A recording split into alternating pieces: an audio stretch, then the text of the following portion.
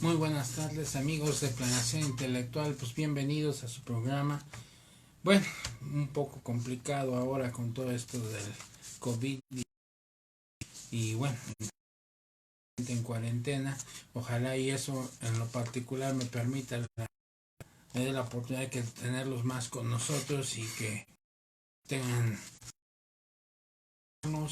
y de alguna manera, bueno, pues colaborar para que sea más oportunidad de preparar, ofrecerles a ustedes conocimiento, información sobre todo de varios aspectos que pues van a estar ahorita relacionados con este fenómeno llamado COVID, que pues no me meto en camisa de 11 varas en cuanto si eso no es, si es de la magnitud. Las redes sociales han divulgado de que existe, otros que no es cierto. Pues eso no es algo que yo pueda de alguna manera yo decir. Lo que sí puedo decir es que el espectro que genera, pues genera dos tipos de espectros: el espectro del miedo y el espectro económico, que sin duda alguna van a dejar todavía un grave periodo de evolución para recuperar al menos la capacidad de flujo de dinero que teníamos antes de empezar este problema tan raro, tan ajeno a todas estas generaciones como nosotros, que pues no nos tocó vivirla. Yo recuerdo la peste en México como antecedente histórico, la peste en Europa, pero pues las generaciones que ya somos de este siglo o del siglo pasado, pues. Y bueno, pues hablando ya en nuestra materia, podríamos decir que este efecto va a tener consecuencias. De ahí que escogimos el tema de hoy como para dialogar o tratar de visualizar qué va a pasar con muchas empresas que de alguna manera de toda esta cuarentena, en posiciones tener cerradas las puertas y como consecuencia de ello, de eso, tener que pagar gastos, tener nómina, pagar renta de locales comerciales en su caso,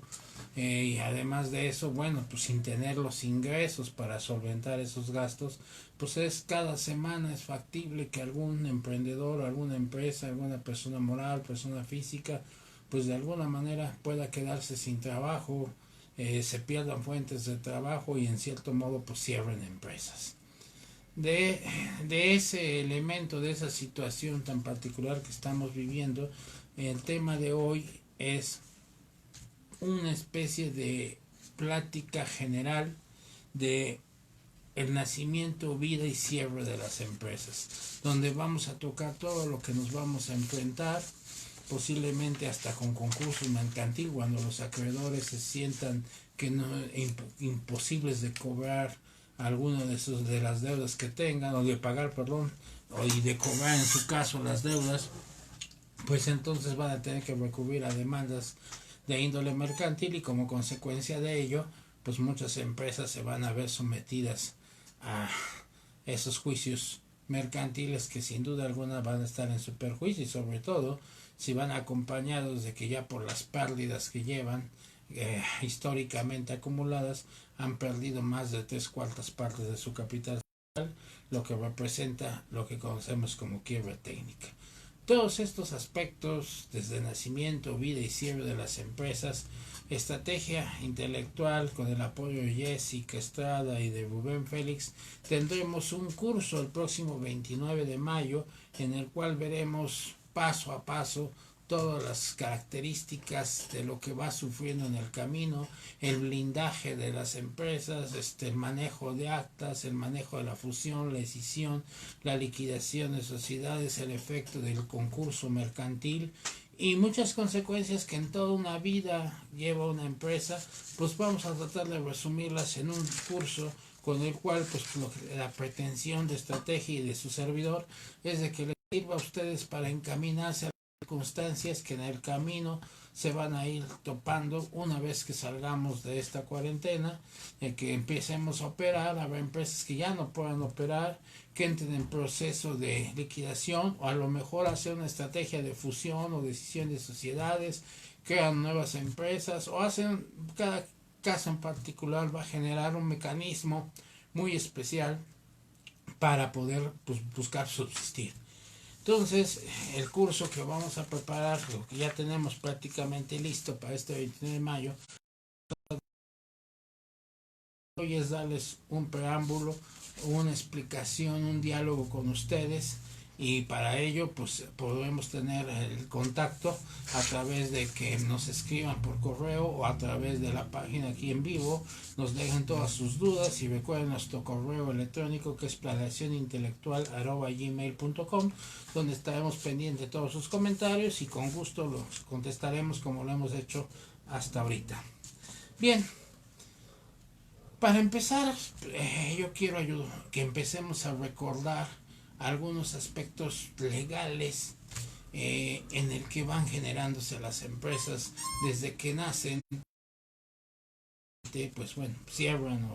o sufren algo en el camino y continuar o modifican estatutos o cambian posiciones estratégicamente. Primero, quiero platicarles y recordarles a muchos colegas, amigos, que este mundo jurídico de las empresas es una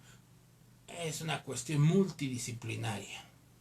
Y empezando con ese aspecto multidisciplinario, vamos a poder primero hacer unas anotaciones. ¿Cuáles? Miren ustedes.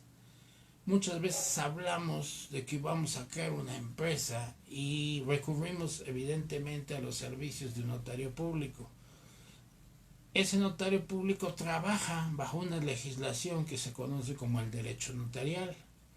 Pero el derecho notarial, aunque usted no lo viva, tiene un divorcio de origen de años anteriores del derecho registral. ¿Esto qué quiere decir? Los notarios siempre argumentaban que por su conocimiento del derecho acordaban realizar de determinada forma un acto jurídico relacionado con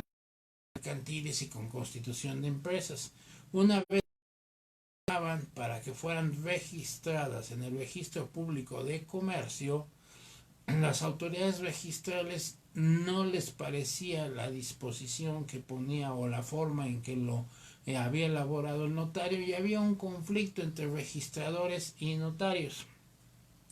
Ese conflicto llegó a ser tan fuerte en que decían los notarios: yo soy el del conocimiento del derecho, y los registradores decían: y yo soy el que los registro, así que yo soy el que le doy validez a lo que tú estás diciendo a través de tu fe pública que sucedió. Ese conflicto de intereses entre derecho notarial y derecho registral tuvo que tener concilios para que en un momento dado acabar con ese divorcio y no hubiera problemas para con la gente o con la ciudadanía cuando hacían algunas operaciones de registro ante este registro público de comercio o bien ante cuestiones de registro público de la propiedad. Ahí hago una pequeña diferencia. No es lo mismo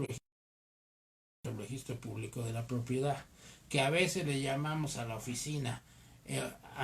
registro público de la propiedad, es porque abarca unos aspectos y tiene acceso, de acuerdo a una ley de coordinación federal con estatal, de utilizar oficinas locales para aspectos federales, pero el registro público de comercio es de carácter federal, mientras el registro público de la propiedad es de carácter local, de carácter de los estados. Entonces, vinculado en ese vínculo que los une a través de las instalaciones y los sistemas para registrar, de ahí que se vea junto el registro público de la propiedad y del comercio. Pero en tal registro, todo lo que es la legislación registral entra en divorcio con el derecho notarial, y para poder hacerlo llegar a un acuerdo entre ellos, se genera lo que se llama un concilio entre las partes, un arreglo, un convenio, y surgen los famosos criterios registrales, donde en las diferencias y llegan a acuerdos de cómo llevar a cabo cuando se presenten ciertas circunstancias, ¿no? Entonces, ese es uno de los puntos con los cuales vamos a iniciar nuestro programa de hoy, como preámbulo de lo que ya ofreceremos el 29 de mayo, todo un curso bien detallado de todos los temas que ahorita al día de hoy vamos a tratar y que, bueno, si en el transcurso del programa tienen dudas, pues con gusto los vamos a ir atendiendo. Bien, el Registro Público de Comercio,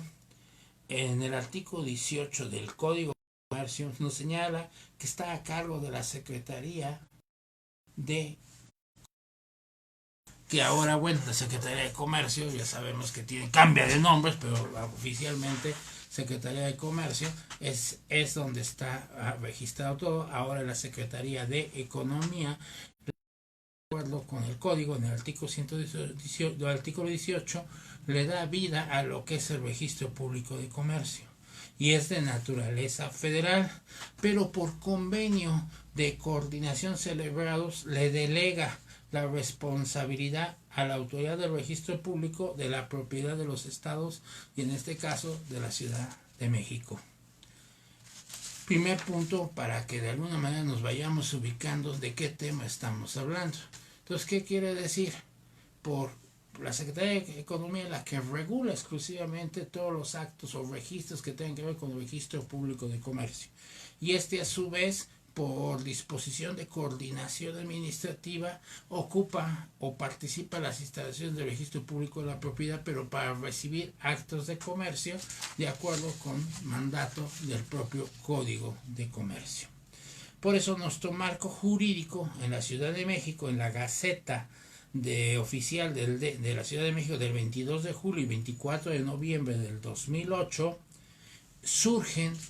ahí los primeros criterios registrales con los cuales se concilia el derecho notarial y el derecho registral en la Ciudad de México. Por lo tanto, no fue suficiente para poder sanear todas las discrepancias o conflictos o dudas que pudieran presentarse en todas las situaciones tan particulares que se presentan tanto en aspectos mercantiles como civiles. Y bueno, tuvo que surgir una ley registral. Esta surge el 21 de enero del 2011, al igual que el reglamento el 13 de septiembre del mismo año. O sea que a partir del 2011 ya se puede decir que contamos con el derecho notarial, el derecho registral, los criterios registrales, tenemos ya la ley registral, 5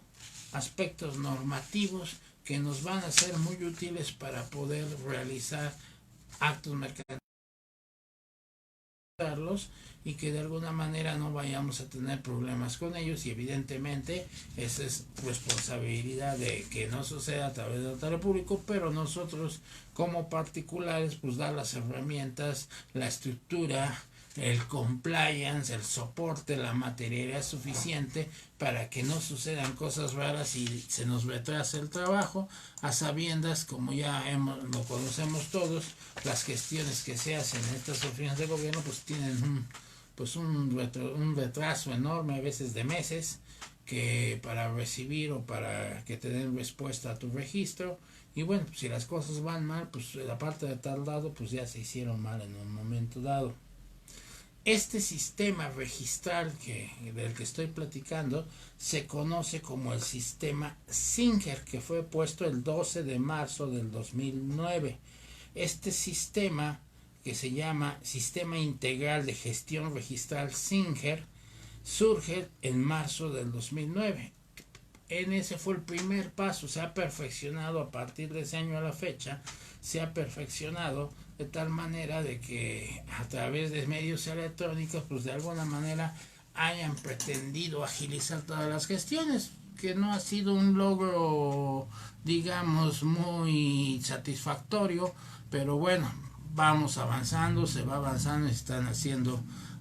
correcciones, adecuaciones. Claro, cuando se va el sistema, a veces los notarios también sufren, inclusive no nada más con eso, sino con el Declaranot y los sistemas de informática avisan a las autoridades los notarios. El 22 de diciembre desde el 82 en la Ley de Sociedades Mercantiles, ya entrando en nuestra materia, vamos a dar otro pequeño recuerdo, nada más para que vayamos tomando antecedentes de todo cómo va a ir evolucionando, ha ido evolucionando al paso del tiempo. Fíjense ustedes que el 22 de diciembre de 1982 para acá se hace una modificación a la Ley General de Sociedades Mercantiles y dejan de existir las acciones al portador. Lo que quiere decir que antes del 22 de diciembre las acciones eran al portador. Acciones que solamente con la legítima físicamente la posesión acreditabas tu derecho a presentarte en una asamblea,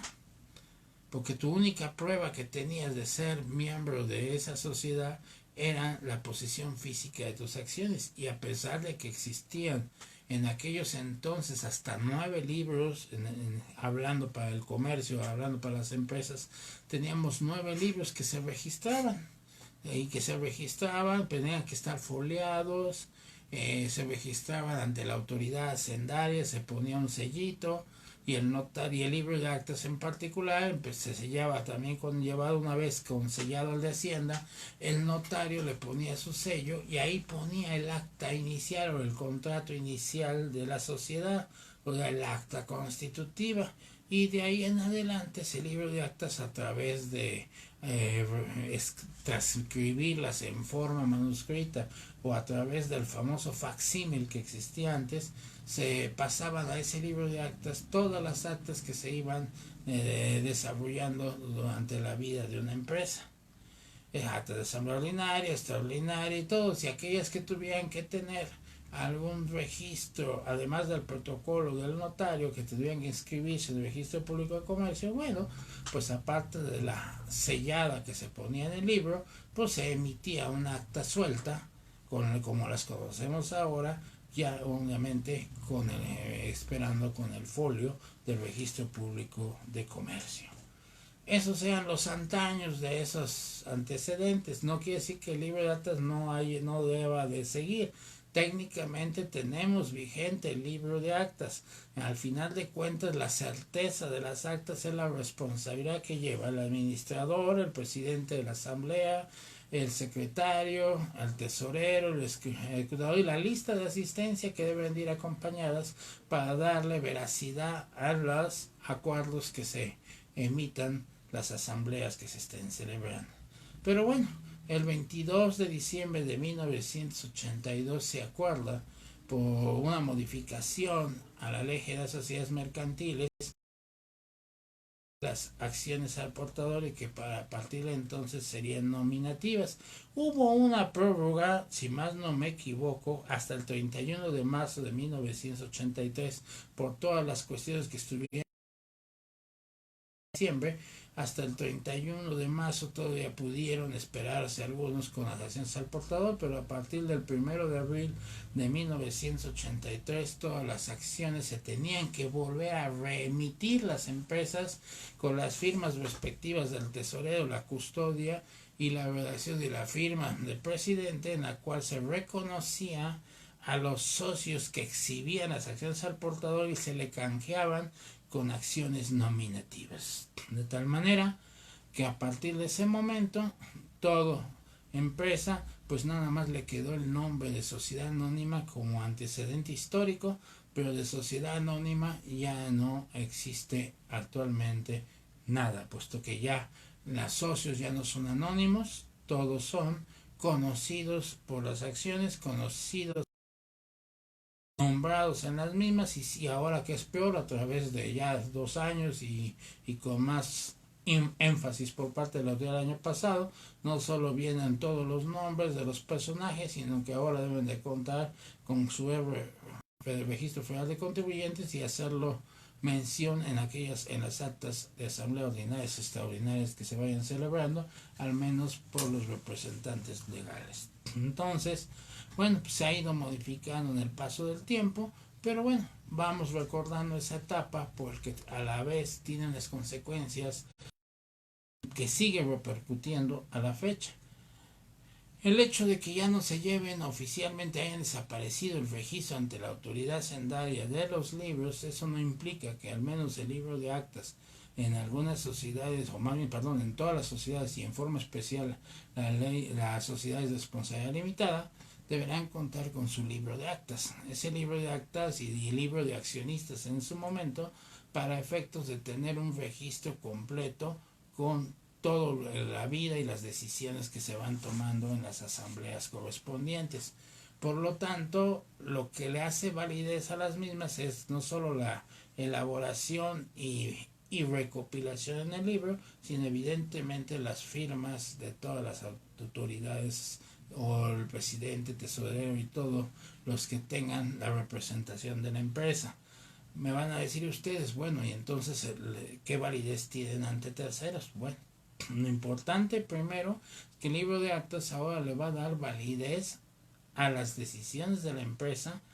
para efectos de ellos mismos y del conocimiento de terceros. La validez para terceros, cuando tenga que requerirse porque hay un efecto a terceros, entonces tendrá que inscribirse ante el registro público de comercio, pasado evidentemente por la recopilación de la fe a través del protocolo del notario público. Todos esos puntos son cosas que siguen vigentes, pero que anteriormente tenían que pasar por la aduana de los libros, los registros, traspasar las actas a los libros, sellar el libro y en su defecto también las actas sueltas, que de alguna manera no solo con el protocolo, sino con la inscripción del registro público, pues ya podíamos. ¿Esto qué quiere decir? Cuando yo elaboro una asamblea, primero tiene una validez entre los socios del cumplimiento de lo que acuerdan y que para ello estampan su firma. Por otro lado, el protocolo para dar constancia de que esos actos jurídicos o esos acuerdos entre los socios sí fueron efectivamente realizados a través de lo que se presente para el protocolo con la fe del notario, y para que tenga en su caso el efecto para terceros tendremos ya que recurrir ante el registrarlo ante el registro público de comercio, trámite que hace el notario público. Entonces son tres circunstancias diferentes que nos vamos a ir encontrando en el camino. Pero bueno, es una evolución consecuentemente de lo que les vengo diciendo de todos estos registros. Si por un lado se fue depurando algunas cosas bastante bromosas y complicadas, por otro lado, bueno, pues vuelven a hacerlo ahora con la exigencia, pues a tal grado llega la exigencia y la autoridad de contar con el conocimiento de los socios y además su RFC, que si se carece o hay un anónimo en el registro federal de alguno de los socios o de los representantes legales, pues simplemente la autoridad no da carta libre para que proceda el registro o la obtención de su registro federal de contribuyentes, los sellos, el certificado, la firma electrónica de una empresa. De tal manera que debe de ir prácticamente completo. Lo contrario, registrado en el registro público, no va a poder operar ni facturar si no ha cumplido con todos aquellos requisitos que además le está pidiendo la autoridad hacendaria a las empresas para operar. Por otro lado, pues ahora vamos a pensar en la forma negativa. Aquellas empresas que de algún modo, pues muchas gracias por lo pronto. Bueno, te rompo tantito para darle gracias a Gustavo Sánchez Soto, que nos tiene la amabilidad de estarnos escuchando. Cualquier cosa que tenga de su inquietud, estamos a sus órdenes. También de igual manera le agradezco a Justina Sánchez, que está al pendiente como siempre del programa. Y bueno, pues es parte del mismo, pero bueno, ahorita estamos con la cuarentena, pues no está cerca y entonces está al pendiente a través de estos medios y todas las demás gentes que bueno, de alguna manera nos siguen y que bueno, pues es un placer saludarlos a todos ustedes. Bien, bueno, pues siguiendo después de este breve comercial de saludos, continuamos en una parte muy importante que queda y ha estado siempre, nada más que hacer énfasis ahorita en estos momentos. Hay muchas personas que constituyen una empresa o que pretenden constituir una empresa y no la inscriben en el registro público. Se da mucho cuando, por ejemplo, quieren hacerla, la constituyen, van con el fedatario, alguna gestión les faltó o no le cumplieron al notario, reciben primero un acta que es para efectos administrativos, finalmente en algunos estados, aunque no le lleve el alta de Hacienda, están obligados los notarios a inscribirla en el registro público, se la entregan porque ya está pagada, pero no ha hecho la gestión ante el SAT, y bueno,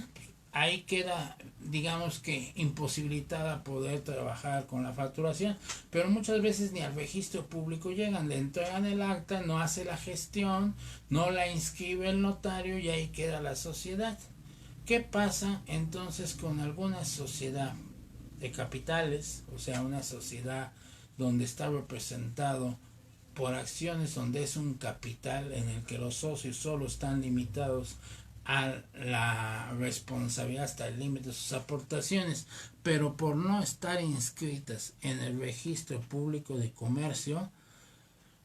todos los socios y cualquier persona que se haga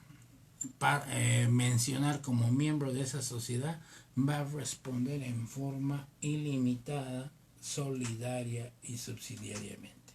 O sea, la importancia de una sociedad anónima, que por lo generalmente la constituimos para dar una fortaleza mercantil, establecer un capital en juego para una especulación comercial sin que sea afectado el patrimonio de los socios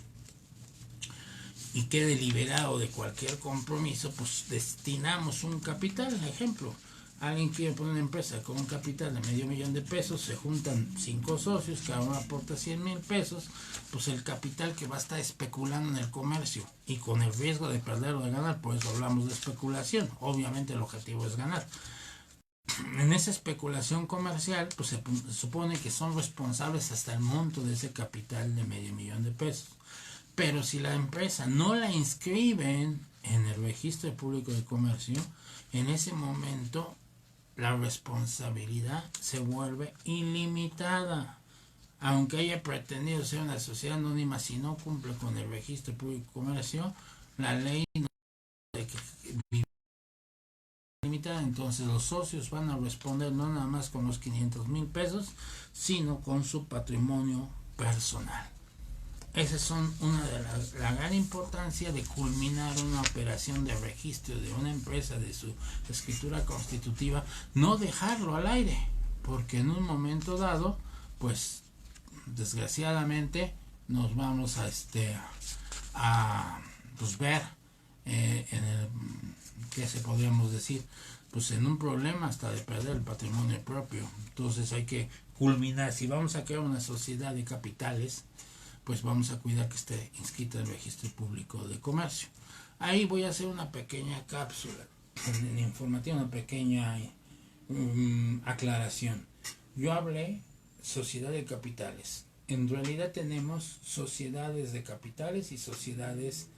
de personas. No quiere decir que las de capitales sean de personas, pero se conoce porque las sociedades de capitales tienen solamente su responsabilidad hasta su aportación y las sociedades de personas tienen una responsabilidad que las lleva hasta su patrimonio personal.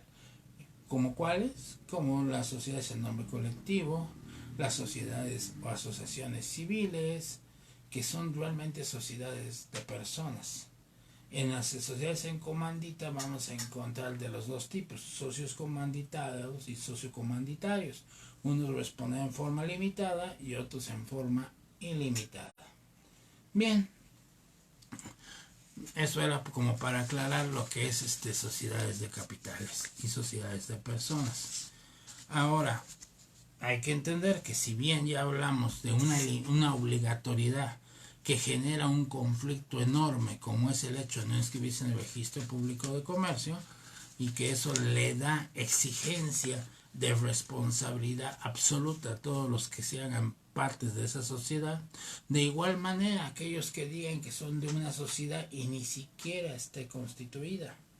Si yo digo ahorita que soy miembro de una sociedad XSA o XSC, y simplemente nada más lo hago en un membrete comercial como para decir que estoy constituido en una persona moral y ni siquiera tengo acta constitutiva, y formo o hago mención de un grupo de personas que pertenecen a esa sociedad, pues de igual manera, si hay un efecto ante terceros en el cual el tercero salga afectado, todas aquellas personas que se hagan o se digan pertenecientes a la sociedad van a responder de una manera ilimitada, o sea, de una manera hasta con su patrimonio personal.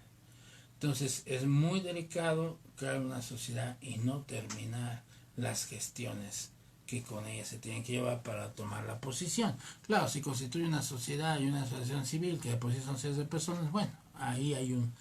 ya estamos de antemano a sabedores de una responsabilidad ilimitada que tendremos contra terceros. De igual manera, vamos a considerar que también hay sociedades que se crean objetos ilícitos. Esas sociedades pueden pasar dos cosas: que se declaren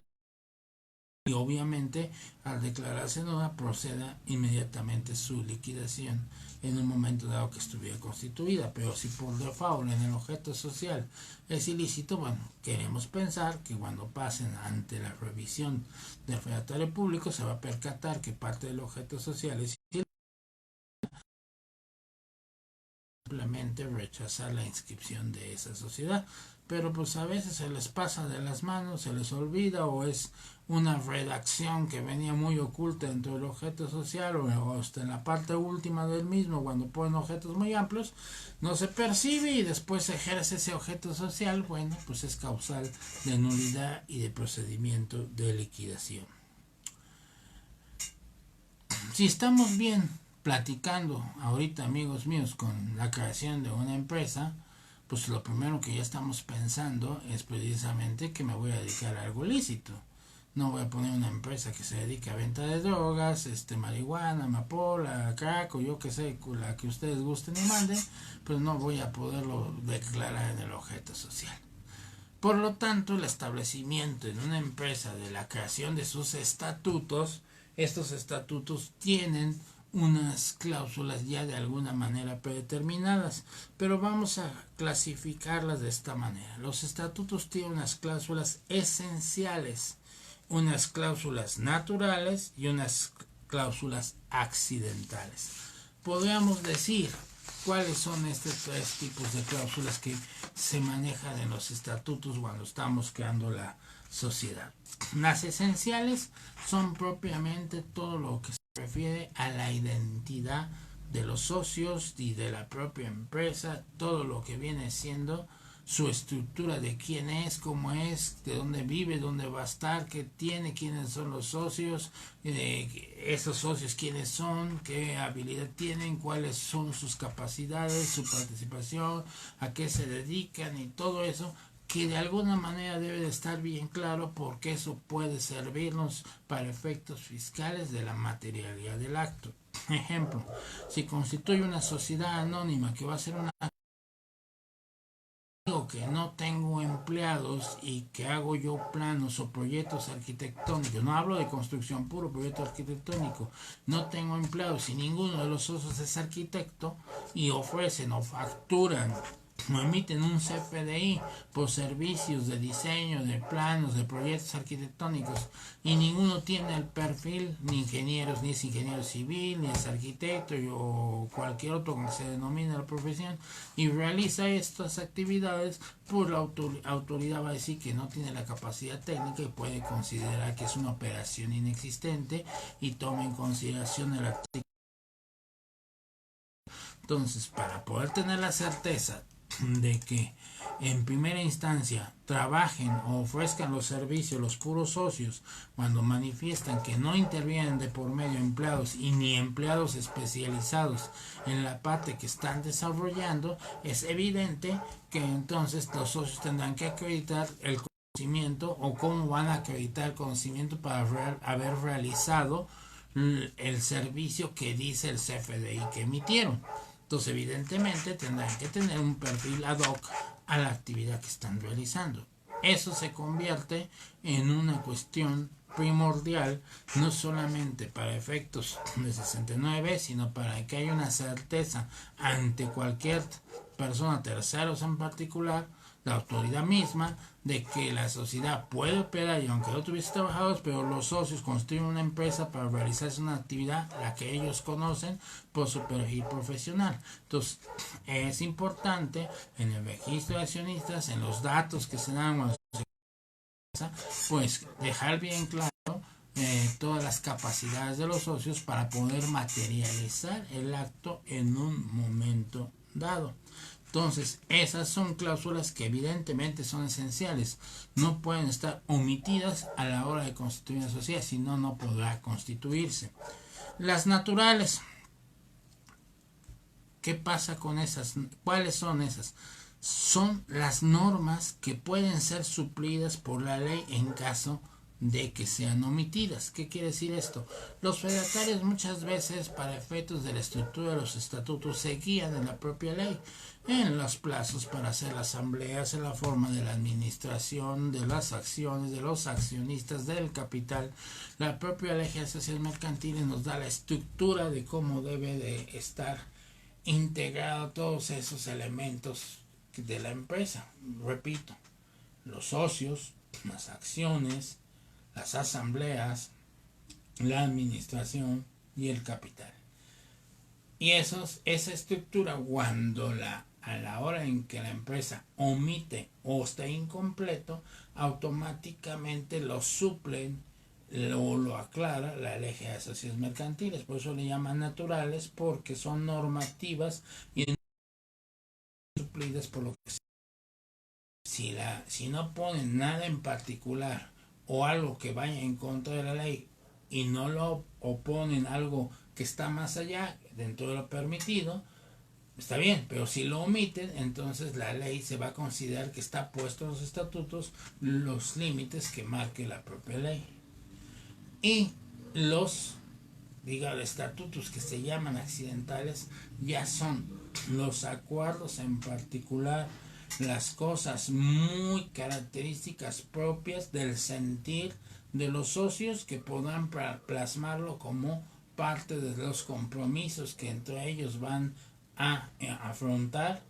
La única condicionante es que no contravengan a la ley. Entonces tenemos esenciales, naturales, accidentales. Esenciales de su identidad, los naturales, los que debe de tener conforme a la ley, o en un momento dado los que pongan sin contravenirla ni violar los mínimos requisitos que hay en la ley, y finalmente los accidentales, que ya son los acuerdos muy particulares que le dan esa característica muy especial al objeto, a las intenciones que los socios acuerdan al crear una empresa. Entonces hay que recordar esos tres tipos de clasificación de la estructura de los estatutos. ¿Qué más particularidades podemos encontrar? La aportación de bienes se entenderá, por ejemplo, cuando ya vamos a hablar ahora sí de qué van a aportar los socios, podemos decir que en primera instancia en la aportación se habla de cuestión dinero, pero muchas veces las aportaciones no son en dinero, sino son en especie. Entonces, la primera nota o el aspecto importante a considerar, que cuando hay una constituida una empresa y la aportación en especie, se debe entender que esa aportación o esa transmisión de la propiedad que haga el socio es traslativa de dominio, por lo tanto pasa a ser parte del patrimonio de la sociedad, con las consecuencias fiscales para el socio en materia de enajenación. Si lo que son créditos, quiere decir recursos provenientes de financiamientos, bueno, pues el financiamiento es de la empresa, pero el socio será responsable del cumplimiento o del pago de esos pasivos al tercero o al acreedor que sea el beneficiario o el que haya sido el prestador de los recursos. Si ya durante el camino va entrando otro socio, pues ese socio que entre tendrá la particularidad que va a tomar la responsabilidad de las cosas que se hicieron aun cuando él no estaba todavía en la sociedad, y por lo tanto también tiene derecho y la obligación de cubrir una prima por colocación de acciones en virtud de que va a gozar de los mismos beneficios que ya se generan mucho antes que él ingresara. Entonces, para darle igualdad de circunstancias, estamos hablando de una prima, derechos de dividendos, utilidades, y por otro lado la igualdad de responsabilidades. Finalmente, pues debemos recordar que de las utilidades de las empresas pues se va a tener que hacer unas reservas, principalmente la reserva legal. Esta reserva legal debe de tener un monto tope hasta el 25% el capital social suscrito, exhibido y evidentemente debe estar totalmente pagado. Como ven, todavía ni empezamos realmente a hablar de formas de sociedades. Simplemente vamos ahorita, amigos, a ir recordando aspectos básicos para este nacimiento de esta sociedad. Cabe hacer la aclaración de que evidentemente con la evolución de la estructura societaria mundial, pues también México ha ido incorporando algunos aspectos. Déjenme comentarles que el estado de Delaware y de Montana en los Estados Unidos son dos estados que van a la vanguardia del sistema societario internacional. Son estados que tienen un avance muy moderno en cuanto a la creación y constitución de empresas, con las peculiaridades de exenciones de impuestos, que no pagan el impuesto federal, solo el local, y eso sí operan ahí. En Delaware existen más de 300,000 empresas constituidas y ninguno opera en Delaware. También se constituyen ahí, o sea, se pueden constituir sociedades en 2 horas, con un costo de $200 cuando mucho, y con representaciones de terceros, con apoderados y con muchas circunstancias. Obviamente desde su computadora y hasta su propio idioma se constituyen, de tal manera que se van generando entes jurídicos ficticios como es una persona moral, con muchas ventajas y administrativas y fiscales en estas dos ciudades de Montana y Delaware. No quiere decir que no haya otros estados que hagan algo similar. En algunos otros países también haya ciertas ventajas administrativas, ventajas fiscales, pero en lo particular estos dos estados tienen un montonal de sociedades creadas con mecanismos ya avanzada su estructura para poderlas crear, y van a la vanguardia del sistema societario mundial. No por eso no hay que dejar de hacer mención que estas estructuras pues sí tienen la influencia obviamente del derecho sajón, que no es lo mismo de nuestro derecho romano germánico que tenemos en la mayor parte de los países de Europa y de América. Pero el derecho sajón, su divergencia con el derecho romano, no deja de tener en muchos aspectos o grandes aspectos que son comunes entre sí. Entre ellos, bueno, pues el derecho sajón pues maneja algunos aspectos diferentes de acreditar o de la fe pública en algunos aspectos jurídicos, pero a pesar de ello, a nivel mundial llevan una buena vanguardia internacional en el sentido de que son estados que innovan mucho en la creación de sociedades. Ellos ya llevan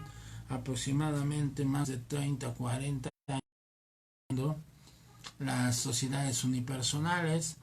El derecho sajón sí considera una sociedad unipersonal,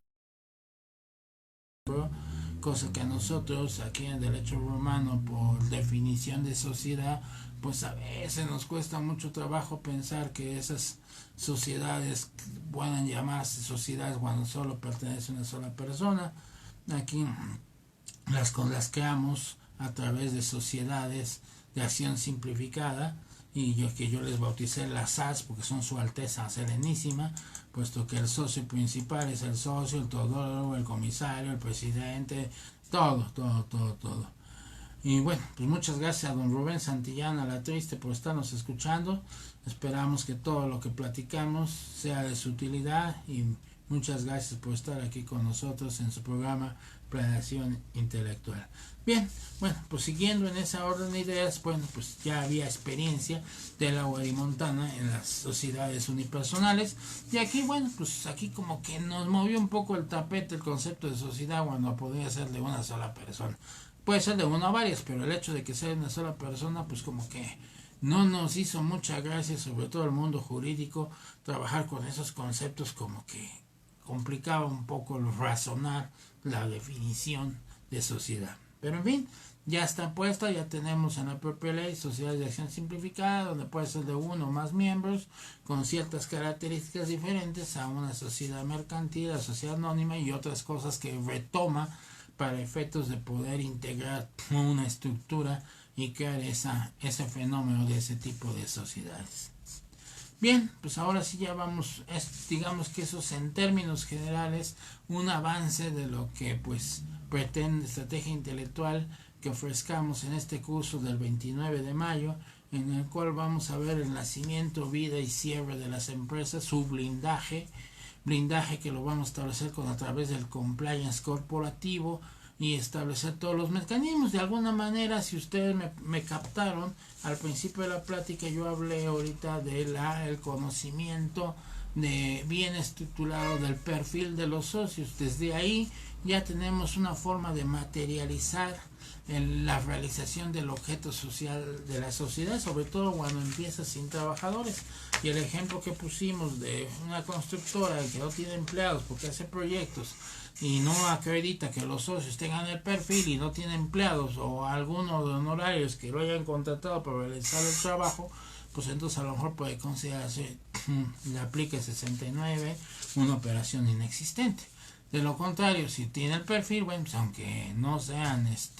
hay empleados ni nada, pero pues se crearon y es el trabajo, es el ingenio, la pericia, es la profesión de los socios. Entonces desde ahí ya empezamos, desde tener bien ejemplificada y soportada la identidad de los socios, sus oficios, su profesión, sus capacidades, ya tenemos en una primera instancia un primer elemento de materialidad. Bien, bueno, continuando un poquito adelante con lo que estamos viendo, pues ya se nos llevaron casi 50 minutos y apenas estamos hablando de cómo es el nacimiento de una sociedad. Todavía no empezamos a ver lo que es asambleas ordinarias, asambleas extraordinarias, la transformación de las sociedades, la escisión de las sociedades, la fusión de las sociedades, el entrar en curso mercantil y finalmente o posiblemente la disolución de una sociedad. Yo creo que por la importancia que platiqué al principio del efecto que ahorita podamos tener o de como consecuencia las empresas derivados del COVID-19, pues es el riesgo de que al no poder cumplir con sus obligaciones por no tener cerrado un negocio y no tener ingresos, es la posibilidad de que nuestro pasivo se vaya incrementando, que en un momento dado ese pasivo sea tan grande y que tengamos una pérdida fiscal, una pérdida financiera en los estados financieros, que definitivamente si veníamos bien nos puede llevar a que en primera instancia tengamos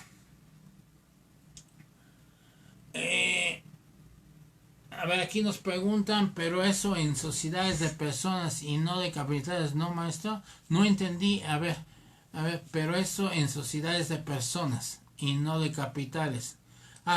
Si me refiero, bueno, a ver, repetimos ahí. Sociedades de capitales bien estructuradas no va a tener un impacto de efecto personal en el caso de deudas o de pasivos. En las sociedades de personas evidentemente está el compromiso de que puede irse hasta su patrimonio personal, pero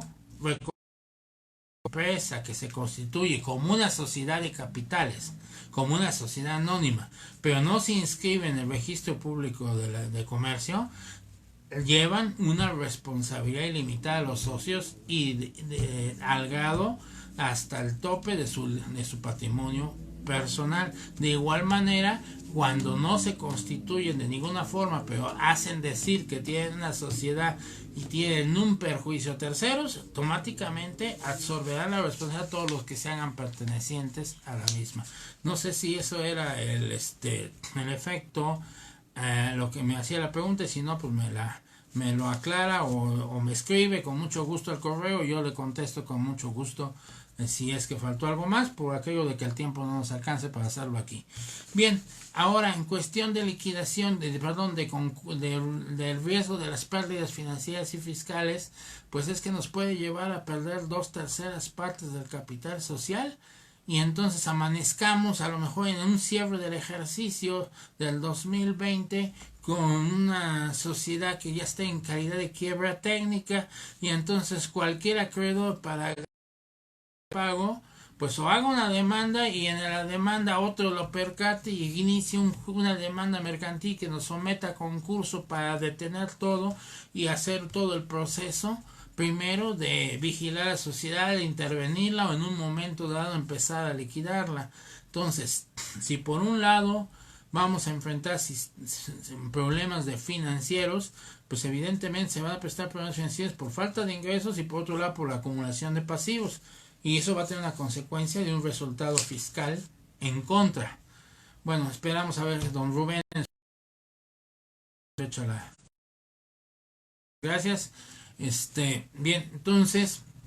estas sociedades, pues si caen en quiebra técnica, pues lo más seguro es que vayan a concurso, y en el concurso, pues de menos tengan una interventoría para regularizar los activos o finalmente caigan en una liquidación. Entonces, una de las grandes cosas es que hay que vigilar cómo va a quedar nuestro capital contable y nuestro capital social, porque en el momento en que estemos con pérdida de 2/3 partes de nuestro capital social, vamos a ser susceptibles de que cualquier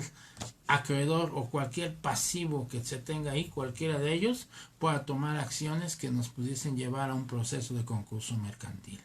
Son temas que les repito a todos los que están sintonizando un poquito más tarde, pues que este 29 de mayo veremos, como lo llaman, un curso con estrategia intelectual denominado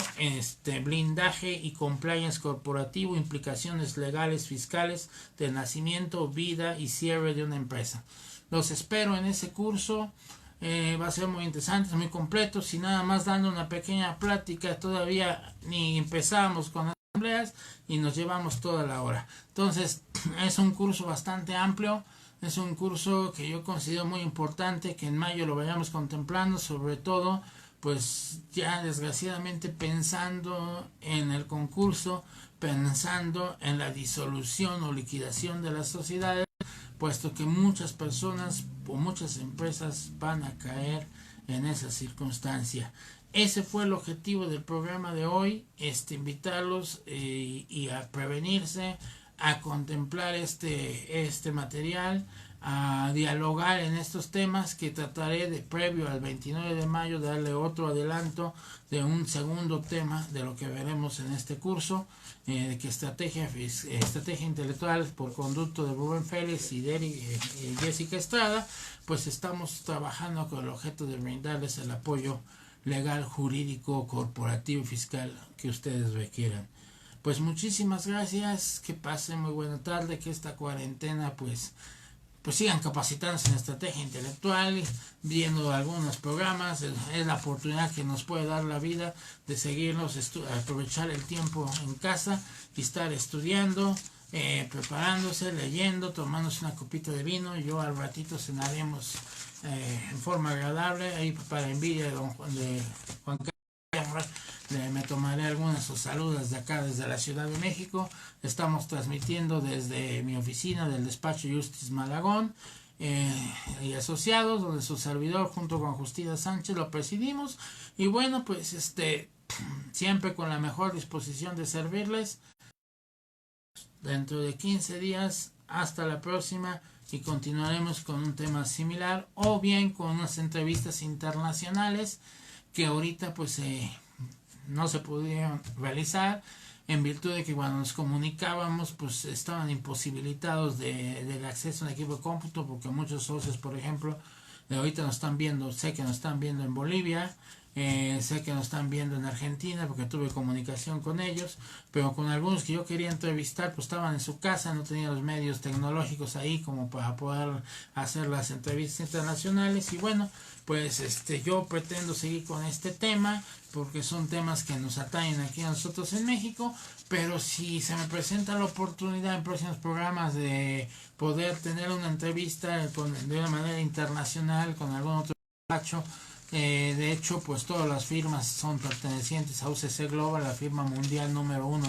en América Latina y la 13ª en el mundo. Somos 240 despachos afiliados a esta firma internacional y de 47 países, y eso me da la oportunidad, en calidad de ser presidente del Comité Fiscal Mundial, de poder entrelazar información para ofrecérsela a ustedes a través de este programa, su programa Planeación Intelectual. Pues les deseo muy buen provecho para los que estén comiendo. Hasta pronto, hasta la próxima. Gracias.